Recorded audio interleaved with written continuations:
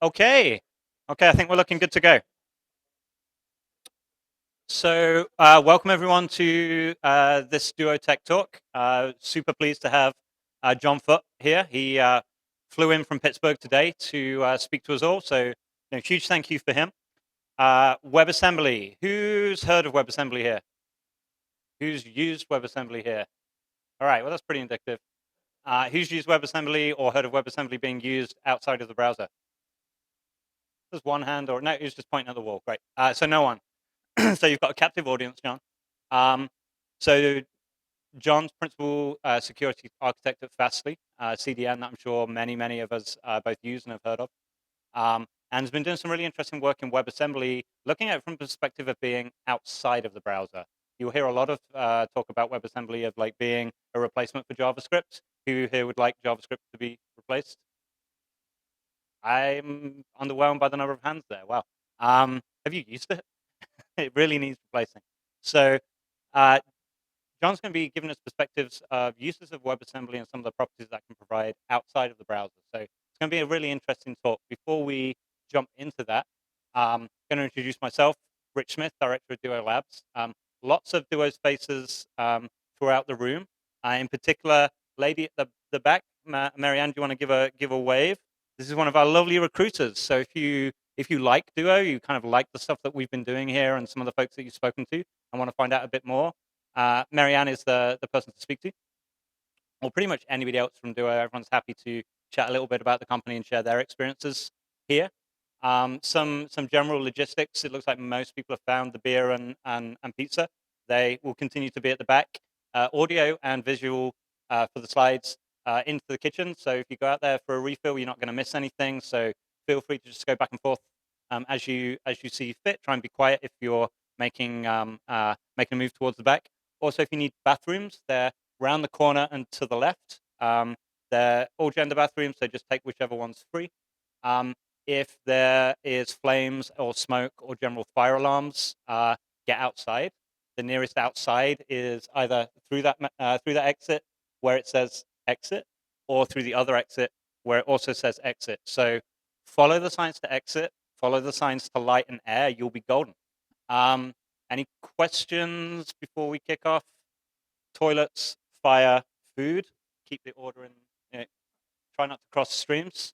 Other than that, thank everyone for coming, and hand over to John to kick off. All right, thanks. Hello. Thank you, Rich. Before I get started, I just want to say thanks to Rich and everyone at Duo for being great hosts today. It's been cool to hang out. So I'm going to talk a little bit about WebAssembly and some security aspects of WebAssembly. And so Rich's intro was mostly true. So I gave a version of this talk a few months ago at Carnegie Mellon, and it wasn't streamed. And I talked to Rich about it, and he's like, "Yeah, that sounds cool. We'll do it at, we could potentially do it at Duo." And so I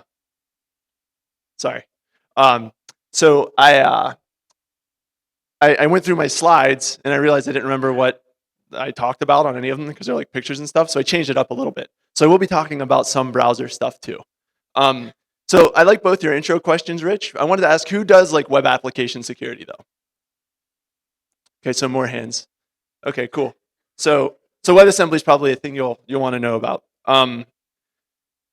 A little bit about me. So I'm principal security architect at Fastly. I got here by way of doing kind of secure comm system development as an engineer, being a DPM, and then doing security research at Carnegie Mellon.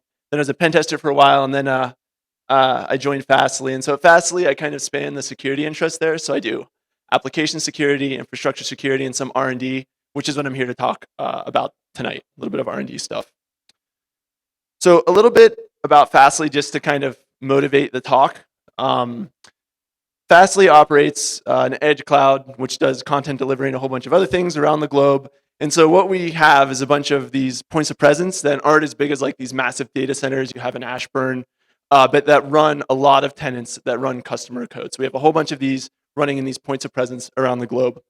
And so I'm giving myself lots of opportunities to fail tonight. I'm going to do a bunch of demos. So I'm going to start with one just to show you guys what Fastly does. I probably should have done the lavalier mic. All right, so let me try this. whoops, the good news is, I think I can just do this. Okay, so who knows Imgur? So they're one company that uses Fastly. So if we curl Imgur and check out the HTTP response headers, we can see this one, which is a header served by Fastly. So it looks like this request actually came from Fastly infrastructure in Atlanta. So a lot of the time when you're using these sites like Imgur, you're actually hitting Fastly infrastructure. And just to illustrate the point, if I go and then curl it's small down there, but the Reddit, I think that's like their image domain, and do the same thing. You can see this one was served by, looks like it was served out of ORD by way of IAD, and it also came off Fastly infrastructure. So all this code is running in all those pops around the globe. All right, so yeah, so if you curl CoolDog, you're probably getting it from Fastly, or download it. So here's a whole bunch of companies that use Fastly. If you haven't heard of Fastly, you've probably heard of some of these like New York Times, Reddit, Pinterest, stuff like that. And so hopefully I get this right. I think Fastly serves like 10% of the internet's requests. So there's like a lot of stuff going through Fastly, a lot of kind of critical services that are running through our infrastructure. Okay, so on to the agenda. So I'm going to talk a bit about WebAssembly, and I definitely like tried to thin out the background stuff from this talk. If we want to go into more depth, and we can do Q&A at the end or whatever. Give a little background, talk about some security stuff, and then talk about edge compute, which again, I super abridged because I don't know that it would be that interesting to this crowd. It's more motivational, and then talk about using WebAssembly for edge compute. This is my disclaimer slide. Basically, there's a lot of, like everything in this presentation is accurate as far as I know. I'm not being disingenuous. But there's a lot of stuff in flux. The WebAssembly spec is changing, the implementations are changing. When in doubt, check the spec, check the code, ask questions, stuff like that. Okay, and so here's my little WebAssembly background. I'm gonna try this little clicker. Cool, so the web is arguably the largest distributed application platform that the world has ever known. And the main way to program it is this language right here. So JavaScript, which we all know and love, or not love. It's an interpreted garbage collected language that you can use to kind of program the browser. So this has been around for a long time. It's kind of the de facto way of doing business. But over the years, it's turned out that developers that are writing for kind of these new clients like mobile applications and other platforms, they don't always want to write code in JavaScript. So they might want to write code in C or C++. And it turns out that they would have to re-implement things in JavaScript for the browser, and they might run slow or whatever.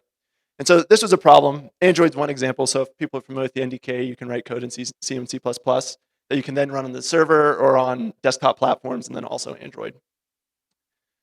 So over time, people developed tool chains that would basically take code written in other languages, like in Scripting, and it would transpile it to JavaScript. So we were using JavaScript as the assembly language for the web. It's a little bit of a hint as to where WebAssembly came from.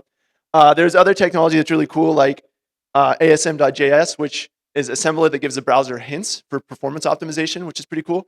So these technologies were all kind of happening, but none of them really solved all of the engineering problems that were kind of presented.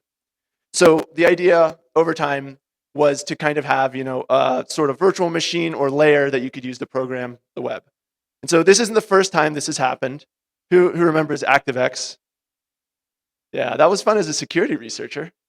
And so there's been like other attempts at doing this, and they've struggled with engineering problems, but definitely security problems. And some of them are still around to some extent. So this wasn't kind of the first swipe at trying to solve this problem. A few years ago, the team at Google came up with this thing called Native Client. Who's heard of Native Client? Okay, a few hands, cool. So Native Client is pretty cool. It implements software fault isolation. I think it worked reasonably well. There were some difficulties in terms of programming, but I think one of the main problems with it was that Chrome implemented it, but none of the other browsers did. So it never really took off. And bring up to present day, we have this technology called WebAssembly, which is kind of the latest solution to this problem, and it has some really cool properties that we're going to talk about here. That's the end of my WebAssembly lead-in story. Okay, so now I'm going to talk a little bit about the design. This is another section I tried to take all the cruft out of, so hopefully it's just all killer, no filler. this is a little crufty. So anyway, some of the goals of the language is they wanted to make a compact format. They wanted to make it really easy to verify these programs that were written in WebAssembly or generated into WebAssembly, which I'll talk about in a few slides. They wanted to make sure that WebAssembly programs and the spec were easy to extend. And one of the really cool things is that they developed it in the open. And this is one of the reasons that today you have WebAssembly working in all of the browsers and a whole bunch of other places, is because they did a really good job being inclusive with the community. So how does this work? The idea in a nutshell is to have a developer that wants to write code in their language of choice. There's first-class support today for C and C++. There's, I think, like experimental backends for Rust and Golang and some other languages. So you write code in that language, and then you use a toolchain like Mscripton supports a WebAssembly backend today, and you produce a WebAssembly module, and you put that on your web server. Then from your web server, you connect with any client that supports WebAssembly, and you download a WebAssembly module.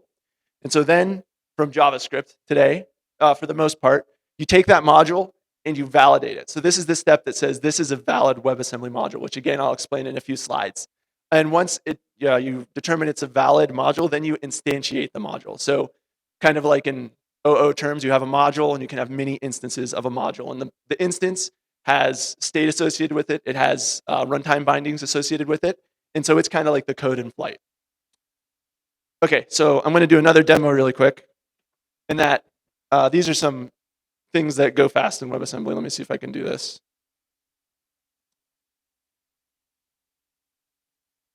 All right, so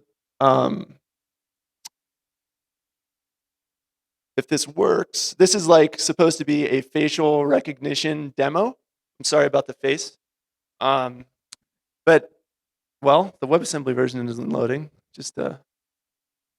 But if it did, you would see it was really fast. Here, let me reload it really quick.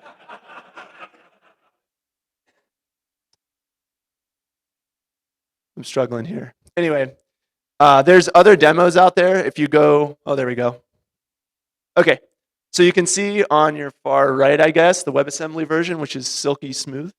The ASM.js one, so that's like that JavaScript with kind of performance hints in it, running reasonably well. And then the JavaScript version that's like super jerky. And then there's like these graphs at the bottom. The red one's WebAssembly, the blue one's ASM.js, and the green one's JavaScript. So this is kind of an example of WebAssembly going fast. So this satisfies kind of some of the performance needs of developers. So that's cool. So I just wanted to show that as like an example of something that's kind of cool. There's like a whole bunch of stuff written in WebAssembly. Someone just sent me a link today. I guess like AutoCAD, I don't know. I'm not like plugging AutoCAD. I have no financial interest in AutoCAD. But like they have something running in WebAssembly now in your browser, like some version of AutoCAD, which is pretty cool. Okay, back to the slides. Okay, so what does this look like? So this is a C program. I should ask, like, how many people here are like pretty comfortable with C? Yeah, that's cool. Most everyone's. This will be easy. So this is a simple C program. It just reads an int from a function that's defined somewhere else, and then it writes a string that it writes the string that many times to another function that's defined somewhere else. So we have how many times is defined somewhere else, and we have puts, which is defined somewhere else. So if you were to compile this to WebAssembly, it might look something like this. So this is a WebAssembly module. So this is kind of the program. This is the primary unit for the program. And so I'm going to break this down a little bit on the next slide, pick out some highlights. So we have on the right, we have the WebAssembly code, and on the left, or no, the right we have the C, and on the left we have the WebAssembly. So as I mentioned, like the module, this is the top level entity for the program, and this is the thing that you would instantiate, associate state and bindings with it, and that would be the program in flight. A couple things I wanted to kind of pick out here. You can see the main function here on the right, and the corresponding function body is over here. So this is the main function. Some interesting things here. You can see it has the result type, and then it also has a type 0 associated with it, which is a function type up here. Yeah, so there's typing in the language. So this is an exported function in WebAssembly parlance. So this is the WebAssembly program exports a function that you could call from JavaScript or whatever. So this is how you get into the program. These are imported functions. So how many times and puts are defined somewhere else. So if you want to write a WebAssembly program that does something like make a syscall, you need to have a function that's imported into the WebAssembly program and you call out to it. And so one interesting thing about this is while there's some kind of syntactic sugar, functions are called by index, not by address. So that's one thing that's kind of interesting about WebAssembly. So another interesting thing about this is that the functions have associated type definitions. So how many times has type 0? That's a function that returns an I32. PutS takes an I32 as a parameter, so that'd be like a pointer, and then returns an I32. So that there's type definitions there. Know that if for some reason these type checks were to fail, either when you're trying to validate the module or at runtime, the guest is going to halt and catch fire, basically, which I'll talk about on the next slide. And it's up to the embedder, the browser, whatever, to figure out what to do then. So the other important concept here is this idea of a trap. So if a WebAssembly module fails validation, it won't be instantiated. But if the implementation finds that the WebAssembly semantics are violated at runtime, the guest program will halt, terminate, and raise a trap. So in JavaScript, or in a browser, you wind up with a JavaScript exception, which is what this is a tiny screenshot of. And then it's up to the host to decide how to proceed. So is all that stuff relatively clear? Cool. All right. Now on to some guts. This is another section I thinned out. Hopefully it's coherent still. So one of the cool things about WebAssembly is that it has a really simple abstract syntax. Like this is it. It fits on a slide. It's kind of elegant, and it enforces a structured control flow. So this means you can't do things like branch into the middle of a multi-byte instruction and some of the other nefarious things we like to do when we're writing exploits. And it was designed such that like most high-level languages will map down to this. So like they were really thinking about C, C++, and other things when they designed it. Another cool thing about WebAssembly is that they developed a kind of simple and elegant type system. And the paper from 2017 includes a proof of soundness. So this is pretty cool. So it's a sound type system, and it guarantees memory safety, basically, unlike, say, C, which might not. So that's another cool thing about WebAssembly. So you might be asking yourself, like, okay, awesome. What does this actually look like in terms of the host and the guest? So a guest WebAssembly program might see like a table of functions. It might see a set of indirect function calls. Those are kind of like function pointers. All the kind of stuff we saw in the text listing of a WebAssembly module. Excuse me, and it also has this, it's called a linear memory in WebAssembly, but it's like a heap, basically, if you're familiar with C. And so it sees these kind of things. But on the host side, what you see is this kind of contiguous region of memory called linear memory that basically, in terms of WebAssembly semantics, the WebAssembly program can't affect memory outside of linear memory. So you have this contiguous region, which is the only thing that it can affect, basically. There's other things that the embedder has to solve, but like that's one of the really cool things about this. So if a guest traps, say like one of those runtime type checks fails, the host can figure out with some analysis exactly what failed, and then it can terminate the guest, throw away the linear memory, and proceed execution without exiting the process. So like if a C program, you run an undefined behavior, you get the hell out of there as fast as you can. You're gonna segfault and then hopefully exit. But in WebAssembly, if you're embedding WebAssembly, you can actually continue execution in the same process, which is pretty wild. So just as one example of how this plays out, WebAssembly today uses a 32-bit addressing scheme. So WebAssembly programs wind up in native code that uses 32-bit addressing. So on a 64-bit host, this is up to the embedder to sort out. But one of the things that they do is instead of making sure there's bound checks on every branch or memory access, they will actually put 4 gigabytes of guard pages above the linear memory region. And then if there is an access outside of linear memory, you'll get a seg fault. You'll catch it in the host and go in and figure out, oh, yep, it was this WebAssembly guest. Yep, I can isolate the fault, throw away the linear memory, and then continue execution, which is pretty wild. So like, I swear this is my only meme in the talk, but like, as a security person, the idea that you can continue execution after a seg fault like takes some getting used to. But WebAssembly is basically designed to do exactly this, and your browser actually will do this today in some cases. So it's pretty cool. It's kind of like the essence. WebAssembly captures some of the essence of the browser execution model without a lot of the other stuff, which is pretty wild. So now that I've talked it up a whole lot, whoops. We're going to, there we go. I talked it up a lot. Yeah, so WebAssembly is like pretty sound theoretical underpinnings, but there's of course some room for trouble. So when I think about things that can go wrong with WebAssembly, I think about two things.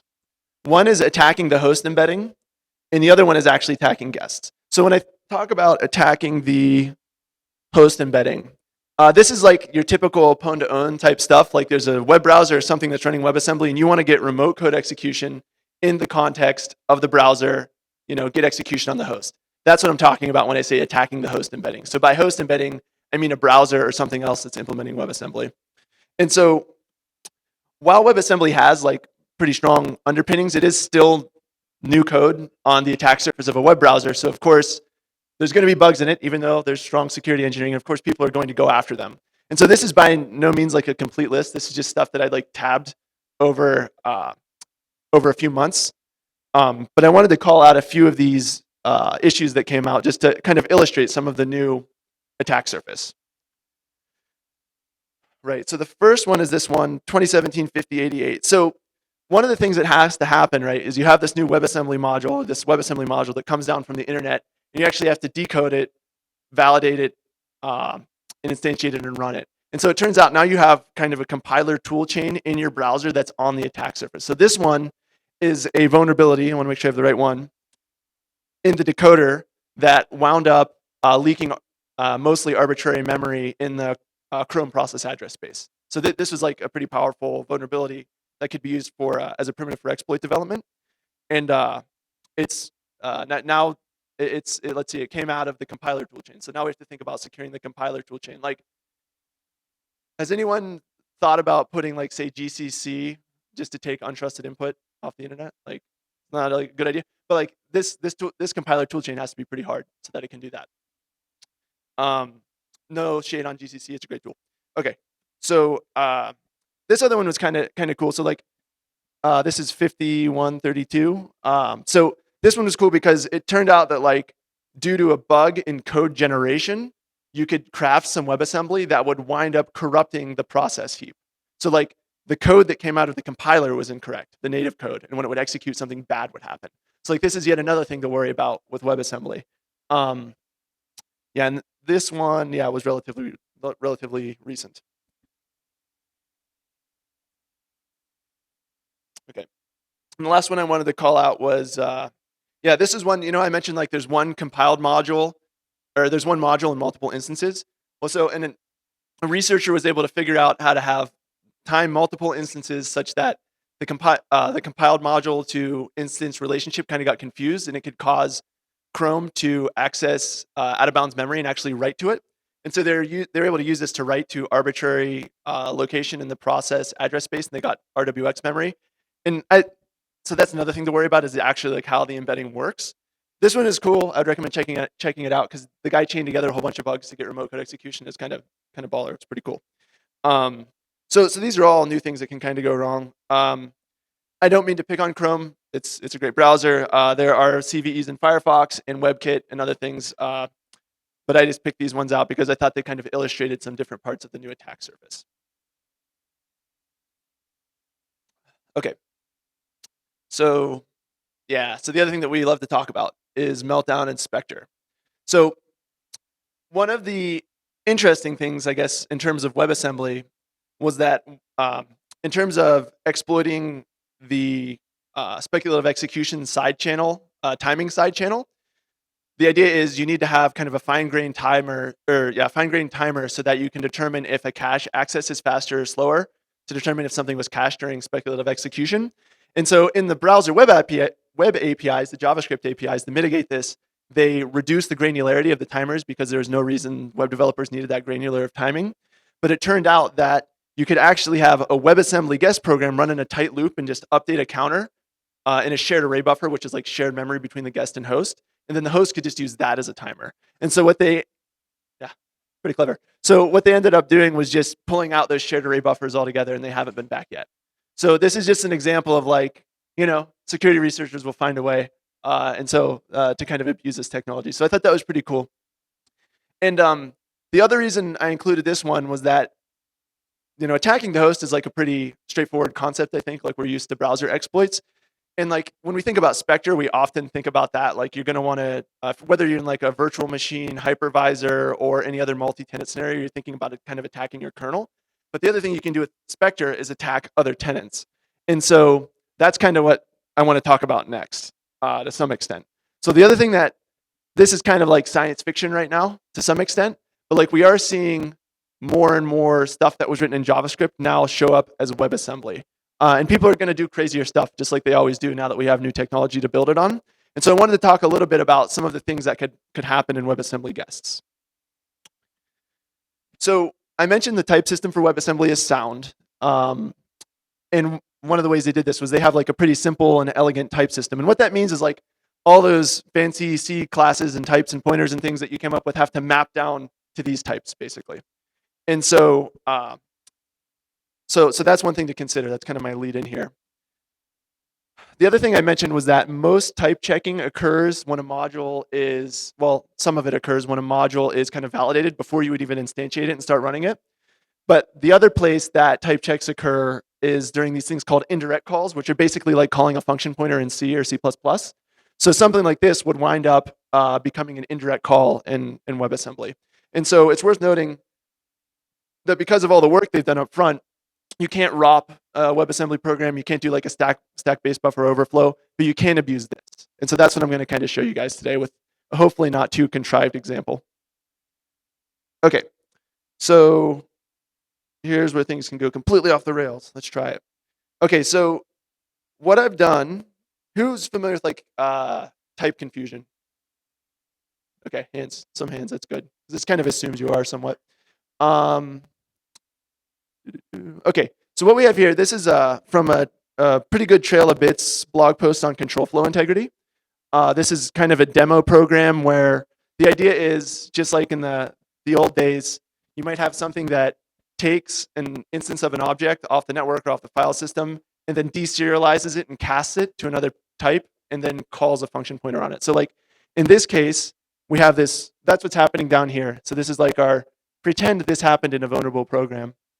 We're going to deserialize the object and call printme on it, which is kind of the victim function. And so up here, we have the victim function, which you can see takes a double. And then down here, we have the evil function. So this is the thing that the attacker would supply. And instead of calling printme, it's going to call makeadmin. So in our little kind of contrived demo, if we see makeadmin run, then we know that attacker won. And note that this takes an integer as an argument. So now, let's compile this thing. Nope. Here, I hope. Yeah, this is it. So this is the program. I'm just going to compile it with Clang. Cool.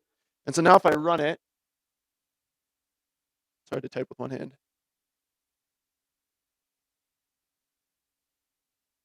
We'll see the exploit ran because C doesn't really know about these types at runtime. It doesn't do a runtime type check. So now if I compile this to WebAssembly, did I type that right? Cool. Let's clear it so no one can see the end. All right. So if I compile this with WebAssembly, here's my command. So this is just using MCC, which is the mscripting compiler, and telling it to compile it to WebAssembly. So what this is going to do is it's going to generate a WebAssembly module, JavaScript to call into it, and then an HTML page you can use to look at the whole thing. And so now I'm going to show you this in the browser, which is over here. And it is HTML. Right, so let me fire up my console. Hold on, I got to use two hands.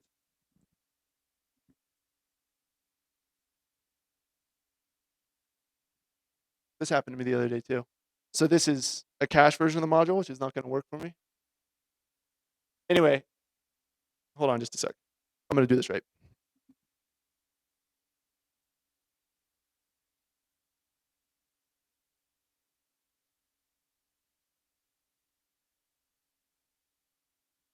Anyway, I'm tempting the demo gods anyway. So I screwed with this demo and screwed it up. But like normally what would happen is you would see the WebAssembly catch the type check because the double maps to a float in WebAssembly and the integer maps to an integer. And so those are different types in WebAssembly. So the runtime type check will fail. let me try it once more just because I ran the wrong command here. So let's do.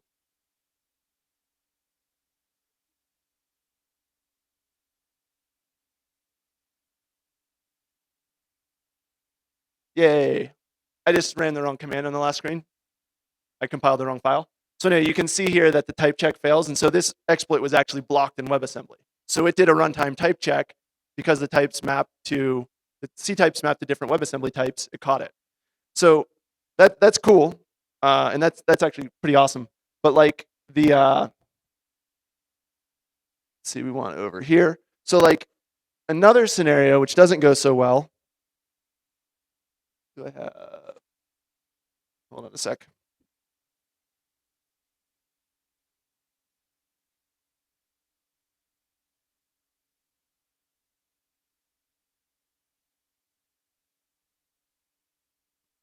Is this one. Okay, so this is the exact same scenario. The only difference is that now print me takes an integer and make admin takes a void. So if the attacker was constrained to a void, this is how it would play out. Now I'm going to spare you guys watching me type the C version with one hand again, but I'll show you the WebAssembly version. So the thing is, the integer and the void both map down to integer types. And so if I go to this guy, which is you can see the exploit actually runs. So in this case, because WebAssembly has a simple type system, the C types map down to the WebAssembly types, you can actually, the type check is still going to pass. So this is one place where you could potentially exploit a WebAssembly guest program. So the good news is that people have already thought about this. And one of the really wild things you can kind of do, I don't know how wild it is, but I think it's wild. I'm easy to please.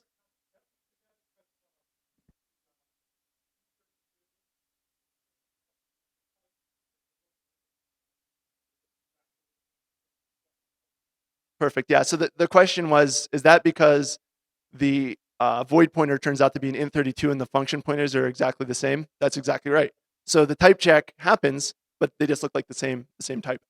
So one of the things you can do is actually, which is this guy, hopefully. Yeah. So you can actually use the Clang control flow integrity sanitizer in your tool chain, and that will actually include the control flow integrity type checks in the generated WebAssembly.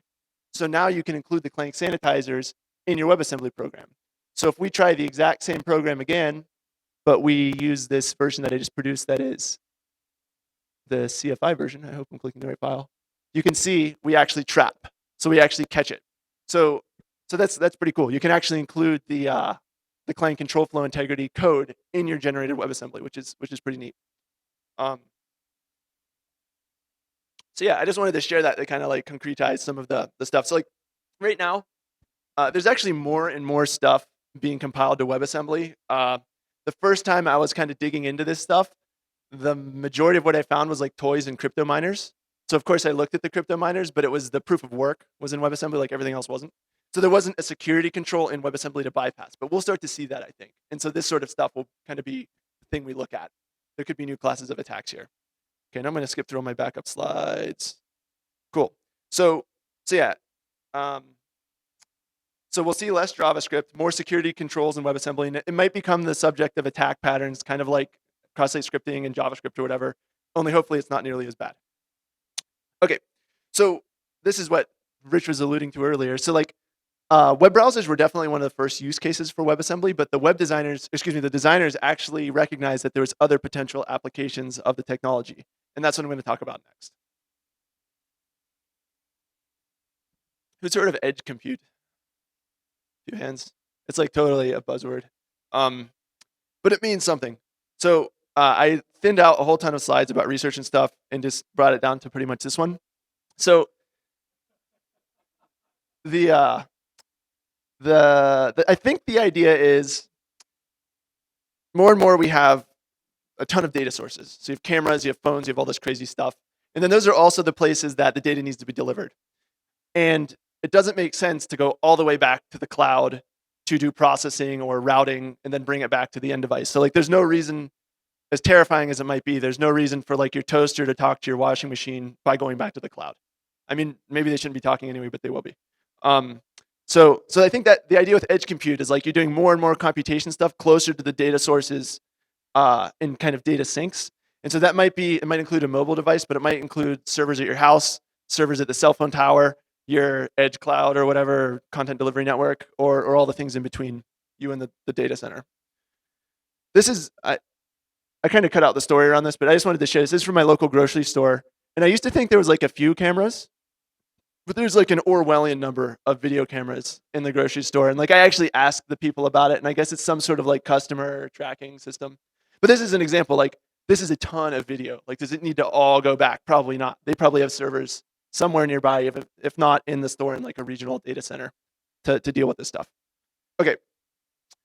So why is a guy from Fastly talking about all this stuff? So in general, one of the key engineering challenges in edge compute is making efficient trade-offs between performance and isolation. So I didn't really work in edge stuff before I joined Fastly, but like one of the things I've learned is that we have these, these points of presence, whether they're in Atlanta or Ord or whatever, and they're servicing hundreds and then thousands and then tens of thousands and then hundreds of thousands of customer programs with all their users. It all has to kind of work seamlessly and everyone has to feel like they're the only one there. And so balancing performance and isolation is like a big deal in edge compute, basically. And so that's kind of where WebAssembly comes in. So I'm going to talk a little bit about how we could potentially apply this. So this is the domain-specific language that people use to program Fastly. This is just like a function that runs when you receive a request at the edge and you do stuff to it, and then you decide if you want to go back to your server or go out to another Fastly node or whatever. And so this language, Fastly started out as like a content delivery network, but over time people would do like crazier and crazier stuff, and they add more and more features. So people are implementing security controls and web application firewalls and load balancers and all sorts of stuff. And this comes back to kind of my initial point of like, as a systems engineer, you can think of this as customer code running in a ton of these points of presence around the globe. Like, how do we secure this? So at a high level, the daemons that handle this code at a very high level, the control flow might look something like this. So an end user sends a request to the host. So this would be like the proxy that handles the traffic. Then you pass control to a guest program. It does some stuff. It'll pass control to the host. The host will reach back to one of the customer's servers, return back. The guest will service some more stuff, and then go on back to the user with their, dog picture or whatever. And so if we kind of project this down to like a super simple activity diagram, the model looks something like this. So you have the network, you have the host, and the guest. And at this super high level of abstraction, this isn't that different than like a hypervisor or anything like that. Like they all kind of use this model. It's also not unlike a browser. The main difference with the browser in this model is that you have the network, the browser, and then you have JavaScript and WebAssembly. So the things that make WebAssembly, a few of the things that make it really interesting for edge compute, like the main one is definitely this idea of efficient fault isolation. So the idea that like you can execute a guest program, isolate the fault in it. If something bad happens, you don't have to dump the process or anything like that. That's really cool in edge cases. The other thing is like to run a whole bunch of tenants in a single process. That means you can avoid switching between virtual memory address spaces. You don't have to do a context switch. You don't have to worry about TLB shoot downs. This is, and of course you need to do defense in depth, right? WebAssembly, you don't just want to rely on it all by itself. But in general, it gives you this flexibility to make those efficient trade-offs. And to some extent, I know that like browser engineers care about those things, but when you're running that many tenants in a high performance server, you definitely care about those. Like milliseconds count for sure. Another cool thing, obviously, is flexible language support. So like if you're thinking about having guest write code that is going to wind up as WebAssembly, people are adding more and more support for more and more languages that people like to write web and edge stuff in. And then the last thing that is kind of cool is like you don't just have to use it for your customer's code. You can also use it for your own code that you're experimenting with, or you want to have an extra layer of defense and depth with. It's like that's one of the reasons that WebAssembly, or some of the reasons that it's attractive for edge compute. So this is kind of a disclaimer slide. Like definitely, I'm not recommending like WebAssembly being like a panacea for all your security problems. You definitely need to think about other isolation tech when you're designing systems. Okay. So now I'm going to talk a little bit about some R&D in this space. And so if we think back to that model we saw on the other slide, if you want to break it out in terms of like kind of a data flow diagram with trust boundaries, it would probably look something like this. So you have your host program, your kernel, your hypervisor that you trust. And then you have the network, which you don't trust at all. And then you have guest programs that you also don't trust, at least initially, until you've done program validation on them. You should never trust them completely. So what we've done is kind of use this model to break out some components to embed WebAssembly on the server. And so our very high level design might look something like this. Basically, we have our host, which is just your proxy or your kernel or whatever. And then we have this thing, which we are very creatively calling libsbx, that really deals with all the gnarly details of dealing with guest programs. So this can implement most of your fault isolation and supply hooks for dealing with edge cases. It can deal with allocating memory for guests, loading guests, running guests, stuff like that. The other component of the system, obviously, is the guest program, which is going to have to export functions, and it's going to implement your guest or logic you want to sandbox. And then the other little bit, again, creatively named, is an IDL, because it turns out to do the exports and imports. You end up writing the same code over and over, and so it's useful to use an IDL for that. So that's like kind of like a whirlwind tour of the design. The other interesting bit about this is that because you want to run basically, you got as much performance as you possibly can, rather than using native bytecode like you might in a browser, we might want to ahead of time compile WebAssembly modules. So we're going to compile them to native code ahead of time and produce a shared object that we can then load into a proxy or whatever. So this is the other bit, is we need a tool chain to do this. Okay, so now I'm going to go on to another demo that might not go that well. So this is kind of, again, a little bit of a contrived scenario, but say we decided that we wanted to create an edge compute service, right? So this is our compute server. And then one of our customers or whatever decides they're going to put an antivirus guest in there. So it's edge antivirus. We're going to disrupt VirusTotal. And so the idea is a use case is you have a user that's going to upload a payload, and then the AV guest is going to say whether it's a virus or not. And then the one thing that an attacker might do is that they might want to crash the server, like take the compute server down. So that's kind of the scenario that I'm leading in with here. So let me switch over to my demo screen here. Hopefully we're still up. Yep, all right. Sorry guys. I can never figure out how to get the windows to stay in the same order. All right, that's it.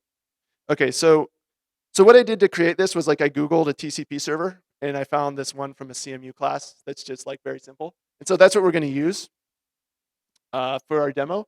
So the first thing I want to show you is what this would look like if you just implemented it using existing tooling, just like with a shared object for the guest and then just a regular old executable for the server. So let me show you this. I'm going to walk you through the code really quick. Okay, so here's our program. I'm going to kind of skim down it to get to the interesting parts. So this is, again, you could Google this. It's on some CMU class website. It's just a program that all it does is it's going to read some command line arguments. It's going to bind to a port on localhost, and then it's going to listen.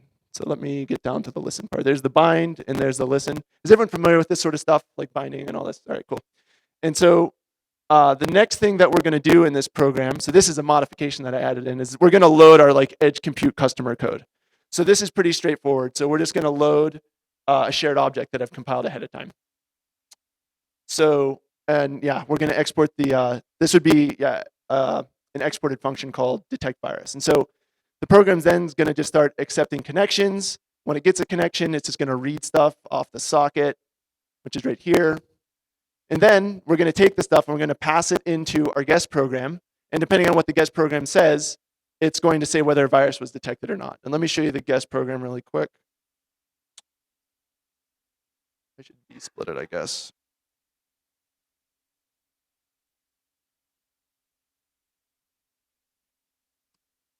Okay, is that too crowded?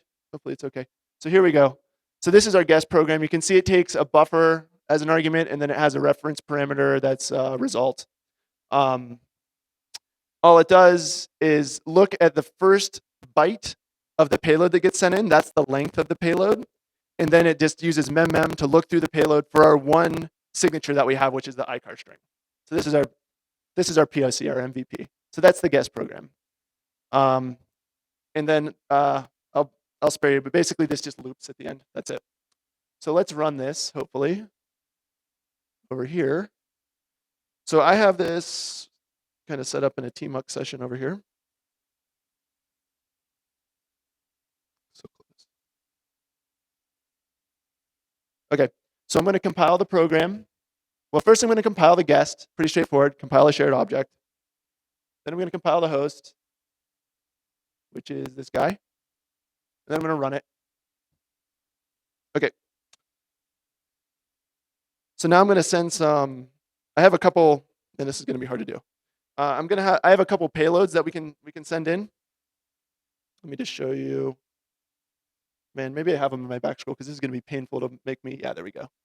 So here's a clean payload. Oh, whoops! I don't actually want to send it to the server yet. Here. So here's a clean payload. It should do big C. All it is a bunch of A's. Right. So this is our clean payload. You can see we have the size on the front and then just a bunch of A's. So this is not a virus. So hopefully the server will say no virus found when I send it to it. It's on 8080. No virus detected. So then I have this other one, which is going to include the icar string, which is here. Whoops, that's my exploit, not my icar. Where are you? There. So here's the icar string. So this one hopefully will turn out to be the server will detect the virus. Where are you? Okay, detects the virus. And so I already dumped this. So the other thing I did was write an exploit. So of course, we're trusting the size of the payload that's read from the network. And so if we supply a really big payload, the mem is going to scan way off the end of the buffer and eventually run in the memory it's not allowed to access, and the server will segfault, hopefully. So this is our attacker coming in here. Where are you? Okay, cool. So yeah, the server didn't respond, so let's see what happened to it.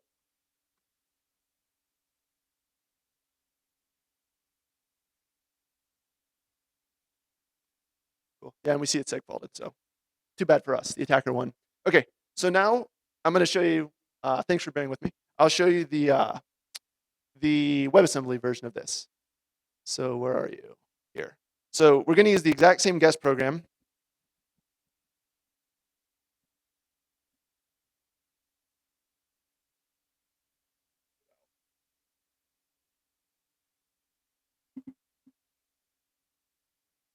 Okay, so this is pretty much the same program. I'm just going to skim down. It does all the same stuff, only instead of loading a shared object, we're going to load a WebAssembly module that is the guest program that's been ahead of time compiled.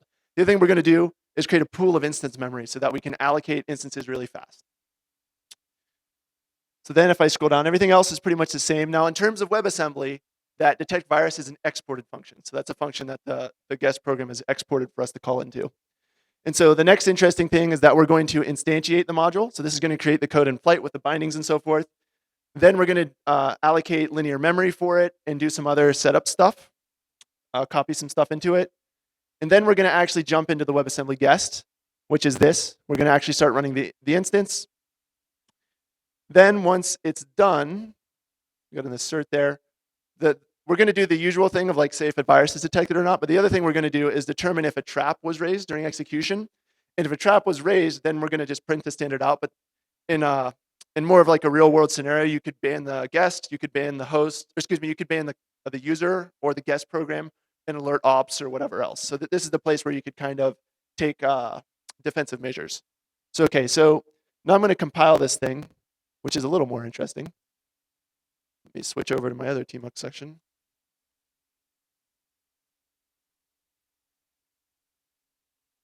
Okay, so the first thing I'm going to do is compile the guest. And so this is a 3-step process.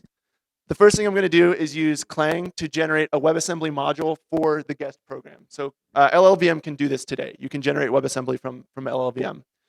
The next thing I'm going to do is link that program with an embedded libc that's been compiled to WebAssembly as well. So this allows us to call mem or any other libc function in pure WebAssembly. So that way we're not relying on the host to implement it where things can go south. And then the very last thing I'm going to do is I'm going to use my kind of ahead of time compiler tooling to actually generate a shared object that has bindings associated with it. So this is the thing that does ahead of time compilation. Okay, and so it worked. And then the next thing I'm going to do is build the server, which is this one. This is all vanilla stuff. It's just using Clang. The interesting thing here is that we're going to include that libsbx so we can call the API functions. Those are just warnings. Who cares about those? Okay. Pay no attention. All right. So now we're going to try the same thing. So I have the WebAssembly server listening on 8082. I should clear this. You guys actually have a prayer of seeing it. Okay, so now I'm going to send the clean payload, hopefully, to 8082, and hopefully we'll see no virus detected. And then I'm going to send the iCard to make sure that we know we can catch viruses. And now I'm going to send the exploit, which is this guy. And so we can see the server responded, which is good. So if we go over and check out what happened on the server, we can see that the trap was detected and we can alert ops or whatever. And so this is kind of an example of what this could potentially look like on a high performance server. So yeah. So I just wanted to share that as kind of a concrete demo to go with the words. Let me skip forward here.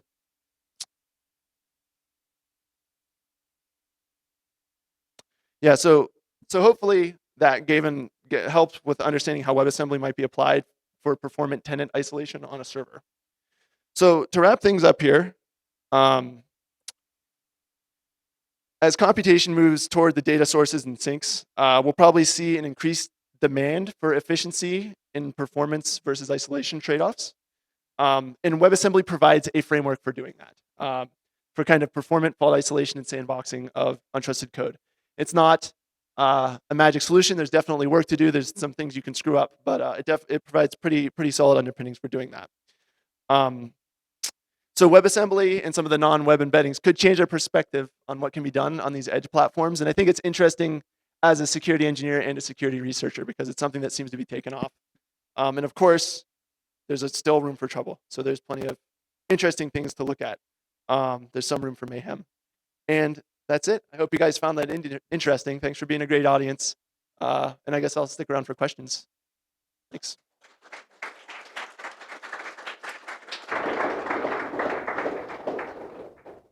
Awesome. Any questions for John from that? There's one over there. Oh yeah, we can throw the catch. You can throw it. Hurl it, man. I'm gonna hit this TV. Thank you. I'm not going to catch it. So with WebAssembly, is there equivalent to something like CFP or CSP to limit what WebAssembly can actually run? Because like if you're accepting foreign code, there may be some native functions in there that you don't want to call. Like in JavaScript, you can get to the USB hub and things like that. So that's a good question. So in general, the model for WebAssembly is that the privilege functionality is brokered by the host. So you can't make syscalls from WebAssembly. The only JavaScript APIs that you can call from WebAssembly are ones that you import in explicitly. Mm-hmm. And so that's kind of up to developers to screw up. There's certainly latitude to do that. And I do think there'll be more interesting things that happen in that space. Like there's already been some research in doing taint analysis in WebAssembly so that you can determine if sources and sinks link up and kind of track sensitive data through. So it's kind of a bit of a greenfield, but I think we'll see more tech there.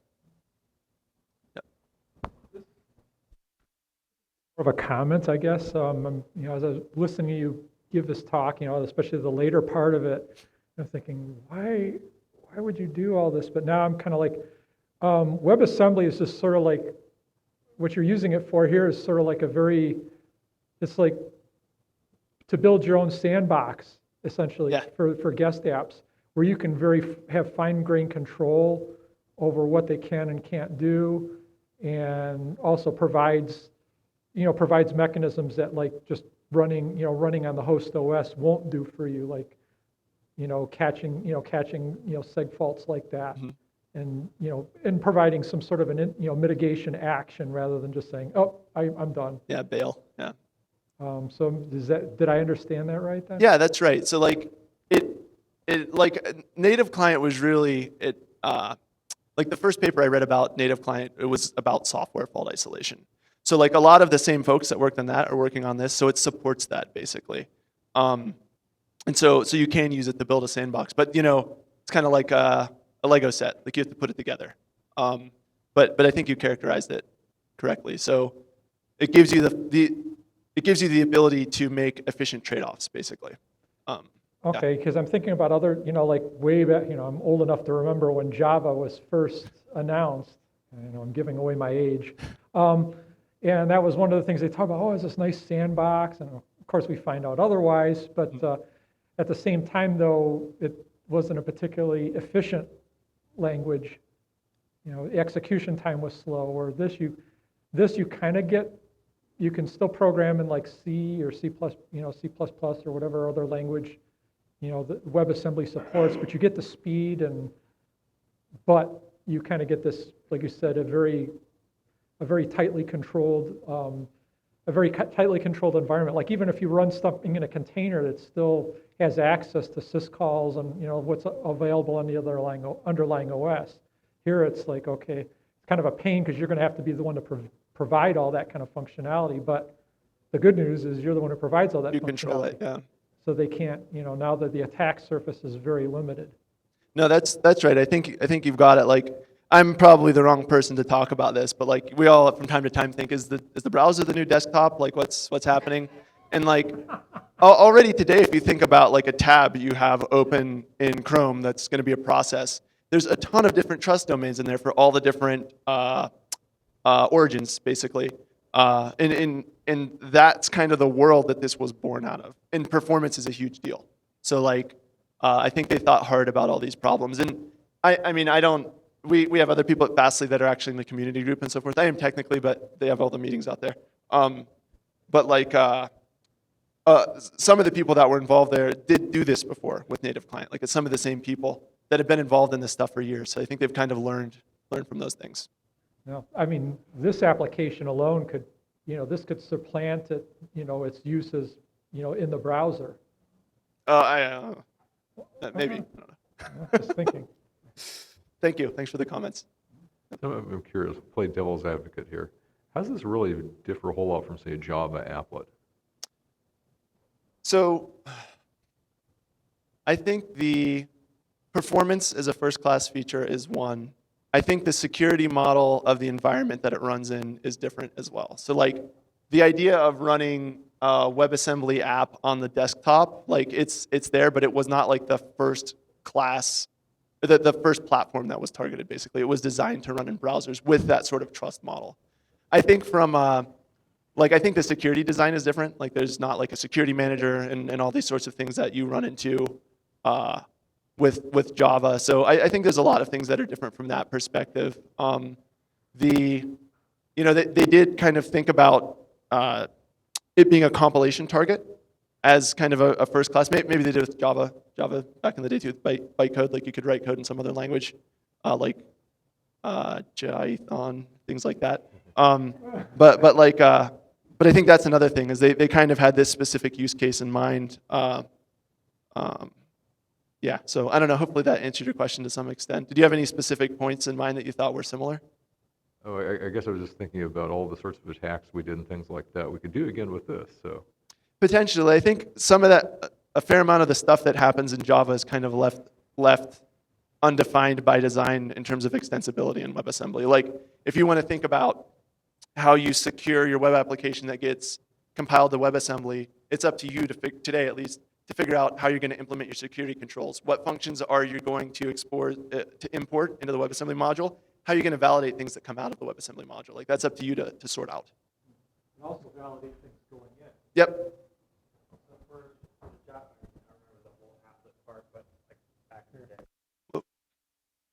But none of this is a syscall to compile and run any of that, right? Right. So this is all inside the browser, and the main thing with like applets was, if you remember, installing that runtime environment, that was a syscall out for the browser. It was calling out to an external program, Yep. and then sending potentially garbage back. So this is all controlled by. That's a good point. This Yeah, is all, it's this all is brokered. in the browser's process anyway. Yeah. So I don't know. The browser is more and more stuff that you care about. It's in there, so you can do nefarious things. But yeah, it's up to you. It's all brokered by the browser, basically. Is there better support for things like doing multi-threaded stuff in WebAssembly than there is in JavaScript, or is it a similar sort of worker model type thing? Same thing. So they're adding support for threading. It's I don't know where it's at. They're working on it, but it's not part of like the MVP spec 1.0. But there's definitely going to be support for it. The other one is SIMD, and yeah. So like for example with mscripting, you can emit atomics and stuff like that, but they're not necessarily supported by all implementations that adhere to the spec today. So you gave the example of implementing a high-resolution timer in WebAssembly to exploit Spectre. Couldn't you just push more of the Spectre exploit into WebAssembly? Or is there something that protects against that? That's a good question.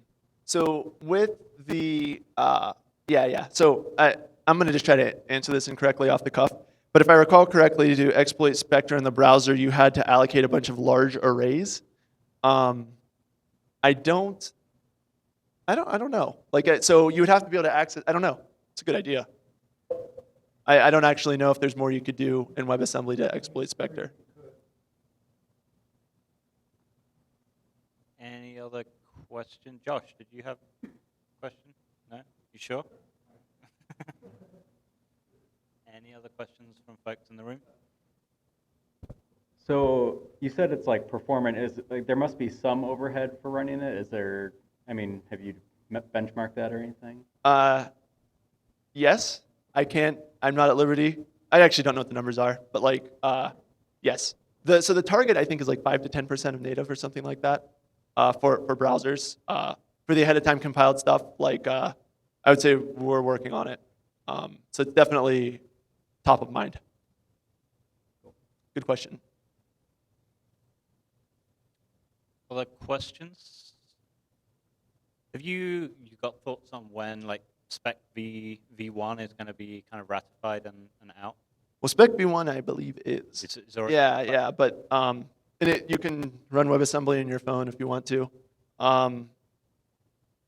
But I don't know when like the next version is going to be out. Like there's people at Fastly that really have a beat on it. I just ask them questions usually. But there's a bunch of kind of work in flight. So one of the cool things is because this is in the open, like as they're working on these post MVP features, like I mentioned, like mscripting already supports atomics. Like all the tooling is kind of maturing together, which is pretty cool. And have you seen other folks doing kind of research outside of the browser with applying WebAssembly elsewhere? I think the edge computers is an interesting one. Have you seen other groups kind of exploring it in different ways, or has most of the focus been within the browser confines? So I personally have not, but I know that there are people. So like I mentioned, a couple people on the team that I work with they participate in the community group, and there are definitely other people with non-web embedding interests. And so they're working together on those aspects of like maturing the spec. Yeah, so I'm sorry, I don't have any specific information for you. Just a yes. One last round from the room. Any other questions for John? Oh, yep, there is one. Green box coming your way. Is your server libsph was it? Is that open source? No, it's not. So the server you could download and play with, but the toolchain stuff isn't all the way baked yet. So so that's not available, at least not yet. You planning on releasing it open source? I was told there'd be no hard questions. We'll see. I'll just leave it at that. I can say I'm a strong advocate for open source. Let's leave it at that. And a lot of people at the company are. Good enough. All right. Other questions? Cool. Let's give John a big hand. Thank him for coming on down. Thanks everyone.